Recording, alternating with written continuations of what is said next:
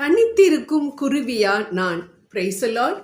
நான் தூக்கமின்றி தவிக்கின்றேன், கூரை மேல் தனிமையாய் இருக்கும் பறவை போல ஆனேன் என நாம் சங்கீதம் 102:7 பார்க்கின்றோம். ஆம் அன்பானவர்களே, இன்று நாம் எத்தனை பேர் இவ்வாறு நான் தனிமையாய் இருக்கின்றேனே என்று மிகவும் கலங்கி புலம்புவதை நாம் பார்க்கின்றோம்.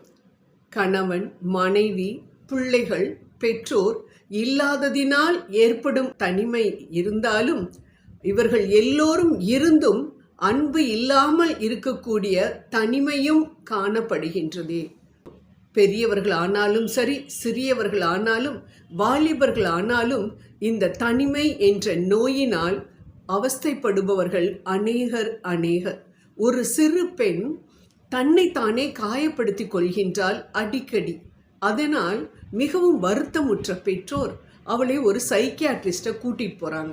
அப்போ சைக்கியாட்ரிஸ்ட் அவள் பேசின வார்த்தைகள் இவங்களுக்கு பயங்கரமான அதிர்ச்சியாக இருந்தது.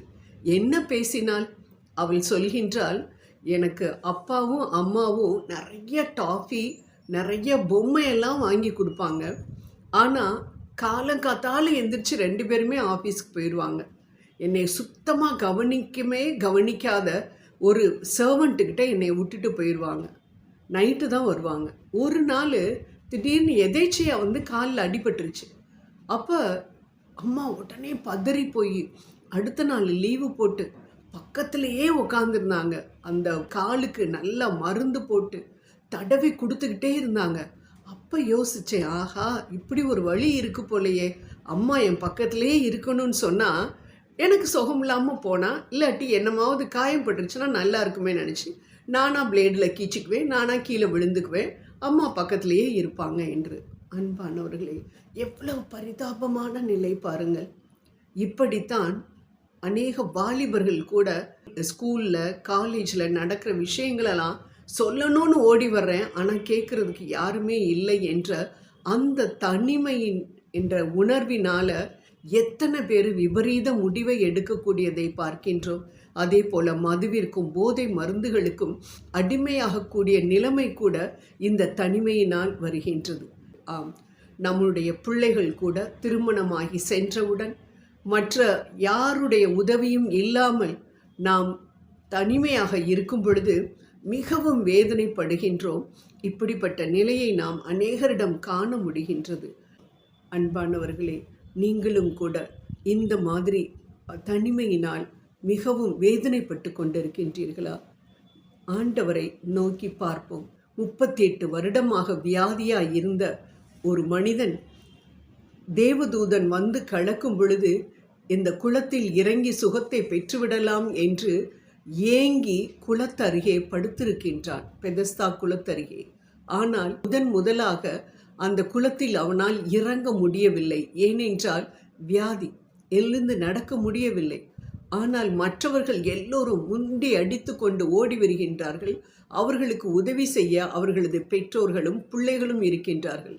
ஆனால் எனக்கு யாருமே இல்லையே. 1 வருடம் 2 வருடம் அல்ல, 38 வருடமாக இந்த இடத்தில் நான் உட்கார்ந்திருக்கின்றேனே. என்னை கொண்டு போய் இறக்கிவிட யாருமே இல்லையே என்ற அந்த வியாதியோடு, தனிமை என்ற அந்த கவலையோடு இருந்ததை மற்றவர்கள் பார்க்கவில்லை. ஆனால் அன்பு ஆண்டவர் இயேசு பார்த்தார், வந்தார், அவனை மட்டும் பார்த்து அவனுக்கு சுகத்தை கொடுத்தார். அன்பானவர்களே, தனிமையாய் இருக்கின்றவர்களுக்கு ஆறுதல் அளிக்கக்கூடிய தெய்வம் நம் அன்பு ஆண்டவர் இயேசு. இன்றும் வாழ்ந்து கொண்டிருக்கின்றார், உங்களோடும் என்னோடும் வாழ்ந்து கொண்டிருக்கின்றார்.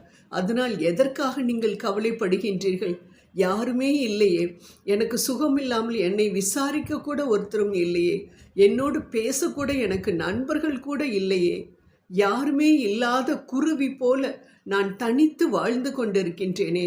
ஏசப்பா, என்னை பார்க்க மாட்டீரா என்று கவலையோடு அமர்ந்திருக்கக்கூடிய சகோதரியே, சகோதரனே, இதோ ஆண்டவர் உங்களை பார்த்து கொண்டிருக்கின்றார் என்பதை மட்டும் மறந்து விடாதீர்கள்.